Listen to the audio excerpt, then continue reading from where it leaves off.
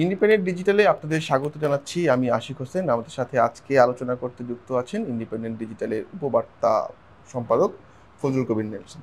Nelson, আপনাকে স্বাগত জানাচ্ছি। নেলসন, আপনি জানেন যে আজকে আহ, ভারতীয় কর্তৃপক্ষ ভারতের উপর দিয়ে তৃতীয় কোনো দেশে বাংলাদেশের যে ট্রান্সশিপমেন্টের যে অধিকারটি ছিল সেটি স্থগিত করেছে। এর ফলে আসলে কি ধরনের প্রভাব পড়তে পারে? এটা এটা আসলে এক ধরনের বিনা মেঘে বজ্রপাতের মতোই অনেকটা।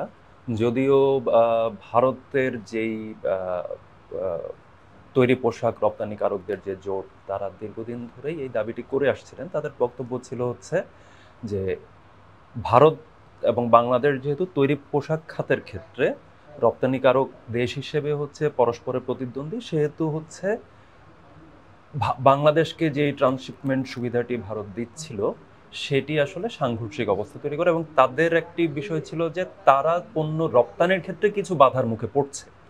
তো এটা একটা আমাদের আজকের এই প্রসঙ্গটা নিয়ে আসলে শুরুতে আমরা একটু বিভ্রান্ত মনে হয়েছিলাম।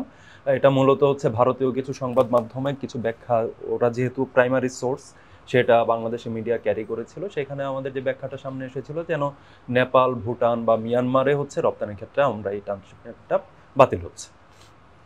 পরে আমরা দেখলাম যে হচ্ছে ভারতের পররাষ্ট্র মন্ত্রণালয়ের মুখপাত্র রণধীর জয়সওয়াল তিনি এটার একটা ব্যাখ্যা দিলেন। তিনি বললেন যে এইটা আসলে হচ্ছে এই দেশগুলোর ক্ষেত্রে, নেপাল ভুটানের ক্ষেত্রে এটা ঠিক প্রযোজ্য হবে না। এক্ষেত্রে মূলত আমরা বাংলাদেশের বিভিন্ন সংবাদ মাধ্যম একটা আলোচনায় প্রবেশ করেছিল এই ঘোষণার পরপর, যে আসলে ডব্লিউটিওর যেই ধারাগুলো আছে পঞ্চম অনুচ্ছেদে যেটা বর্ণনা আছে যে কোনো ল্যান্ডলকড কান্ট্রি, অর্থাৎ পুরোপুরি স্থলবেষ্টিত কোনো দেশের ক্ষেত্রে বাণিজ্য বাধাগ্রস্ত করতে পারবে না অন্য কেউ, একটা ওপেন জায়গা রাখতে হবে। সেইটা নিয়ে আসলে মূলত আলোচনা, যে নেপাল ভুটান তো আমরা জানি হচ্ছে ল্যান্ডলক কান্ট্রি।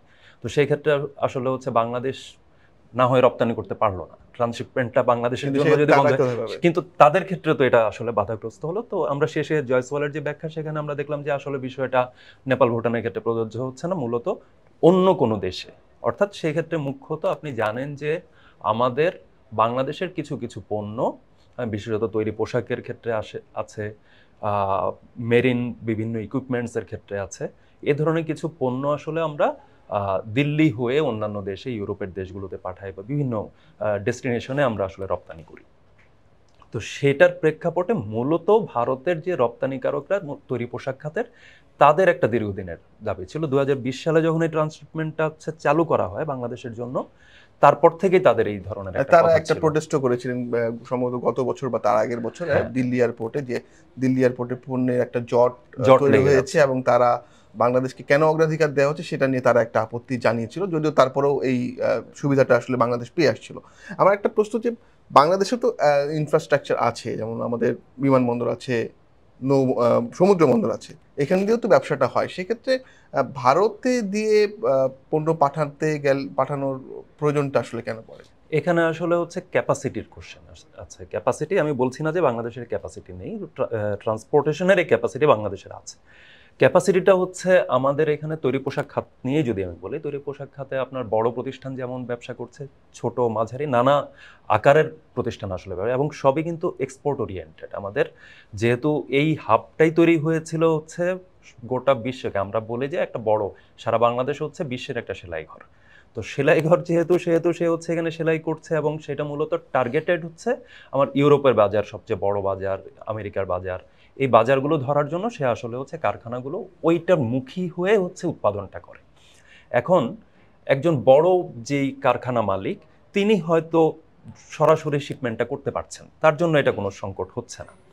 কিন্তু ছোট বা মাঝারি যে রপ্তানিকারকরা আছেন, তাদের জন্য এটা একটা ব্যারিয়ারের মতো তৈরি হয়, যে আমার কার্গো জাহাজ ছেড়ে যাবে, সে তো আসলে হচ্ছে খালি নিয়ে, মানে আমি একটা কার্গো জাহাজে আমি সাপোজ যদি বলি যে 10টা কন্টেনার ধরে, আমার এই মাঝারি যেই ব্যবসায়ী, তিনি আসলে দেখা গেল হচ্ছে তিনি পাঠাতে চাচ্ছেন হচ্ছে 3 কন্টেনার। তো 3 কন্টেনার নিয়ে তো আর জাহাজ ছেড়ে যাবে না। বা উড়োজাহাজে করে যদি আমি পাঠাতে চাই, সেটারও একটা ক্যাপাসিটির ইস্যু আছে। সেইখানেও হচ্ছে যে আমি কম ক্যাপাসিটি, মানে আমার ফুল ক্যাপাসিটি নিয়েই আসলে উড়োজাহাজটা ফ্লাই করবে। তো সেই ক্ষেত্রে এক ধরনের যে আমার দিল্লি যখন হচ্ছে ওপেন থাকছিল, তখন যেটা হচ্ছিল যে আমার এখান থেকে দিল্লিতে আমি পাঠাচ্ছিলাম, সেইখানকার যে মালামাল সেটার সাথে করে আমারটা চলে যাচ্ছিল। তখন এই সংকটটা হচ্ছিল না। এখন বাংলাদেশ যেহেতু এখন এই সংকটে পড়লো, এখন তো এটা বাস্তব। এখন সেক্ষেত্রে আমরা কি করতে পারি? আমাদের আসলে প্রশ্নটা আসলে এই ওরিয়েন্টেশনে যাওয়াটা ভালো। সেক্ষেত্রে যে আপনি যে বলছিলেন ছোট এবং মাঝারি যে উদ্যোক্তারা রয়েছেন বা যারা এই আরএমজি সেক্টরে যারা ব্যবসাটা করে থাকেন, বিশেষ করে যেহেতু এটাই বাংলাদেশের সবচেয়ে বড় রপ্তানিযোগ্য পণ্য, তো সেক্ষেত্রে তারা কি কোনো ধরনের সংকটে পড়বেন? বিশেষ করে যখন আমেরিকায় বাড়তি শুল্ক আরোপ করা হয়েছে, সেখানে তাদের খরচটা কি কিছুটা বেড়ে যাবে কি? খরচ বেড়ে যাওয়ার যথেষ্ট একটা আশঙ্কা আছে। আর দ্বিতীয় যে বিষয়টি আছে যে আমাদের আসলে একের পর এক বাণিজ্যের জায়গাটাতে তো আসলে এইটা একটা ধাক্কা, অবশ্যই আমাদের জন্য একটা ধাক্কা। এর আগের ধাক্কাটা যুক্তরাষ্ট্র নিজে দিয়ে রেখেছে, সেটা হচ্ছে বাড়তি শুল্ক আরোপের মধ্য দিয়ে। এখন টোটাল ওয়ার্ল্ডের দিকে যদি আপনি দেখেন, দেখবেন যে সবই আসলে এই ট্রেড জোনটাতে আজকেও যখন হচ্ছে চীন যুক্তরাষ্ট্রের উপরে পাল্টা আরেকটা শুল্ক আরোপ করলো, 104% ইনক্রিজ করে 104% নিয়ে গেল যুক্তরাষ্ট্র চীনা পণ্যে। চীন পাল্টা আরো 50% বাড়িয়ে 84% নিয়ে গেল। তো এইটার প্রেক্ষাপটে আপনি দেখবেন যে সবগুলো শেয়ার বাজার কলাপস করতে শুরু করেছে আবার। এমনিতেই একটা ধসের মধ্যে আমরা ছিলাম, এখন আরো একটা বড় ধস চলে এলো। এটা তো এক ধরনের ক্যালকুলেশন। আরেকটা হচ্ছে যে আমাদের যেই আমরা বিজনেসে আসলে আমি উইন করি কীভাবে? বিজনেসে উইন করি হচ্ছে আসলে যে আমার যখন এই যে ইউটিলিটি থেকে শুরু করে নানা ধরনের ট্রান্সপোর্টেশন যে ব্যারিয়ারগুলো, ট্রান্সপোর্টেশনের যে কস্টিংগুলো, এই যাবতীয় সবগুলো মিলিয়ে কিন্তু আমার বিজনেসটা করতে হয়। আমি শুধুমাত্র পণ্য উৎপাদনের খরচ, মজুরি টজুরি এই সব কিছু মিলিয়ে কিন্তু আমার হচ্ছে ব্যবসাটা না। আমার এটার সাথে এই পণ্যের কস্টিংয়ের সাথে যুক্ত হয়ে যায় ট্রান্সপোর্টেশন কস্ট। এটা অনেক বড় একটা, যখন এটা ইন্টারন্যাশনাল বর্ডার ক্রস করছে তখন এই ব্যয়টা আসলে অনেক বড় একটা কিছু মিন করে। এখন বাংলাদেশের ক্ষেত্রে যেটা যে সরাসরি যখন আমি এদিক দিয়ে পাঠাতে যাব, তখন আমার বেশ খানিকটা পথ, অর্থাৎ আমার রুট কিন্তু বড় হয়ে যাচ্ছে। একটা ভারতের দিল্লি যখন আমি ব্যবহার করতাম, তখন কি করতাম, আমি হচ্ছে সরাসরি একটা হয়তো পাঠাচ্ছি হচ্ছে রোডে, হ্যাঁ, সড়ক পথে হয়তো আমি পাঠাচ্ছি, সেইখানে বন্দর দিয়ে আমি ঢুকছি, সেখান থেকে এক ধরনের গিয়ে আমার হয়তো বিমানবন্দরে গিয়ে ঠেকছে বা হচ্ছে তাদের সমুদ্র বন্দরে গিয়ে ঠেকছে, এইটা এক ধরনের বিষয়। আরেকটা হচ্ছে যখনই আমি হচ্ছে পুরোটাই হচ্ছে সমুদ্র পথে আমি যাচ্ছি বা পুরোটাই এয়ারে যাচ্ছি, তখন কিন্তু কস্টিং অনেক হাই। তো এই জায়গাটাতে আসলে ওই যে বললাম যে আমরা আসলে এই বাস্তবতাকে আসলে মুখোমুখি হব কি করে? মুখোমুখি হওয়ার ক্ষেত্রে ওই যে ছোট এবং মাঝারি ব্যবসায়ীরা, তারা বড়রাও যে পড়ছে না এটার ঝুঁকিতে তা নয়, কিন্তু তাদের হয়তো ওই ক্যাপাসিটি আছে এটাকে পার হয়ে যাওয়ার। কিন্তু ছোট এবং মাঝারিদের ক্ষেত্রে আমাদের তো আরএমজি সেক্টরে হচ্ছে অ্যাসোসিয়েশন আছে, বিজিএমই আছে, বিকেএমই আছে। তো এই অ্যাসোসিয়েশনগুলো তাদের মধ্য দিয়ে এক ধরনের আলোচনার প্রেক্ষাপটে এইদের মাঝারি এবং ছোট উদ্যোক্তা বা ব্যবসায়ীদের সেভ করার এক ধরনের পজিশন নেওয়া যেতে পারে। সেটা নিশ্চয়ই তারা এক ধরনের আলোচনার মধ্য দিয়ে এগোবেন। এবং এক্ষেত্রে সরকার জানেন যে হচ্ছে বিনিয়োগ সম্মেলন, এই অর্থাৎ বিনিয়োগ কেন্দ্রিক বা বাণিজ্য কেন্দ্রিক এক ধরনের ফোকাস কিন্তু এই সরকারের আছে। সো তারা এই ক্ষেত্রে এক ধরনের পৌরোহিত্যের ভূমিকা নিতে পারেন। তো সব মিলিয়ে আসলে এটাকে কাটানোর প্রসঙ্গটা আসছে। আপনি বলছিলেন বিনিয়োগ সম্মেলনের কথা। এমন একটা সময় এই সংকটটা তৈরি হলো যখন বিনিয়োগ সম্মেলন চলছে এবং সরকারের পক্ষ থেকে জানানো হয়েছে যে বিনিয়োগের ব্যাপারে তারা বেশ ভালো একটি সাড়া পেয়েছেন। এর মধ্যে স্টার্টআপের জন্য একটা প্রায় 100 কোটি ডলারের উপরে একটা ফান্ড রেইজেরও কথাবার্তা চলছে। এই সময়ে যে এই যে নতুন করে এই যে ব্যারিয়ারটা তৈরি হলো, শুল্ক তো ব্যারিয়ার তো আছেই, নতুন করে যে ট্রান্সশিপমেন্টের যে ব্যারিয়ারটা তৈরি হলো, তাতে করে কি আপনার কাছে মনে হয় যে বিনিয়োগ বাধাগ্রস্ত হওয়ার কোনো সুযোগ তৈরি হবে? এটা তো আসলে বিনিয়োগের বিষয়টি ডিপেন্ড করে আসলে যেই জায়গাটাতে আমি বিনিয়োগ করব। বিনিয়োগের ক্ষেত্রে অনেকগুলো বিষয় আছে, যেমন নিরাপত্তা একটা ইস্যু, আমার মজুরি একটা ইস্যু। স্থানীয় বাংলাদেশের শ্রমবাজার যেহেতু হচ্ছে মোটামুটি আমাদের যেহেতু জনসংখ্যার সেই শক্তিটা আছে, আমরা সেই শ্রমবাজারের জায়গা থেকে আমরা বেশ ভালো অবস্থানে আছি। আমাদের মূল সংকট হচ্ছে রাজনৈতিক স্থিতিশীলতা একটা মুখ্য বিষয়, নিরাপত্তা একটা মুখ্য বিষয়।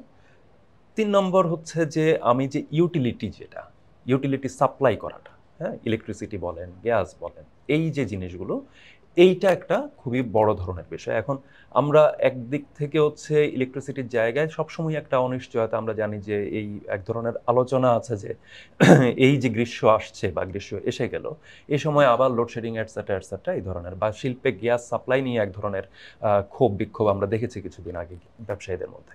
তো এই জায়গাগুলো আগে এনশিওর করার। আরেকটা আছে, সেটা হচ্ছে যে আমি যে বিনিয়োগ করলাম, বিনিয়োগ করার পরে আমি যে প্রফিটটা সেটা আমি নিতে পারবো কেন। বিদেশি বিনিয়োগকারীদের ক্ষেত্রে এটা খুবই গুরুত্বপূর্ণ একটা বিষয়। ফরেন ডিরেক্ট ইনভেস্টমেন্ট, যেটাকে আমরা সংক্ষেপে এফডিআই বলি, এফডিআই এর ক্ষেত্রে ব্যবসায়ীদের বা আন্তর্জাতিক বিনিয়োগকারীদের একটা মুখ্য বিষয় থাকে যে আমি সেখানে বিনিয়োগ করব যেখান থেকে আমি প্রফিটটা নিতে পারবো। এক্ষেত্রে আমাদের কিছু প্রশাসনিক ব্যারিয়ার আছে। এই ব্যারিয়ারগুলো যদি আমরা কমাতে পারি, প্লাস হচ্ছে ইউটিলিটি সাপ্লাই, নিরাপত্তা এবং রাজনৈতিক স্থিতিশীলতা, এই জিনিসগুলো যদি আমরা এনশিওর করতে পারি, তাহলে বিনিয়োগ নিশ্চিতভাবে একটা জায়গায় আসবে। আর এই ভারতের এই প্রসঙ্গের কথা যেটা বললেন সেটা হচ্ছে, হ্যাঁ, এখন যদি হচ্ছে যেই আলোচনাগুলো চলছে বা যেটা আমার ইতিবাচক পথে এগোচ্ছে, সেই আলোচনার মধ্যে যদি এমন পণ্যগুলো থাকে যে পণ্যগুলোর সাথে আসলে এই ট্রান্সশিপমেন্ট কোনো না কোনোভাবে যুক্ত, বা এই ট্রান্সশিপমেন্ট একটা কজ হিসেবে এসেছে যে আমি দ্রুত পণ্য পরিবহন করতে পারবো, দ্রুত পণ্য নিয়ে যেতে পারবো, এইটা যদি কোনোভাবে যুক্ত থাকে তাহলে সেইটা এক ধরনের অনিশ্চয়তায় পড়ে গেল বলতে হবে। অনেক ধন্যবাদ নেলসন, আবারও নিশ্চয়ই আপনার সাথে কথা হবে। ধন্যবাদ। আজ এ পর্যন্তই, দেখা হবে পরবর্তী আয়োজনে। ইন্ডিপেন্ডেন্ট ডিজিটালের সঙ্গে থাকুন।